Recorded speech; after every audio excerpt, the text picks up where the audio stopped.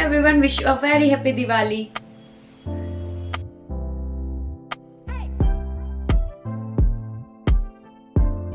Hey everyone, I am Deepali Verma and welcome back to my channel. So in today's video, I'm gonna do this makeup look.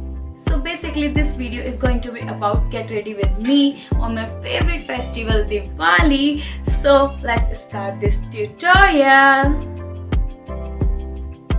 So enjoy this video and अगर आपको ये वीडियो अच्छी लगती है then don't forget to like this video and subscribe my channel as well and press the bell icon also so that next time you can get my video easily on time.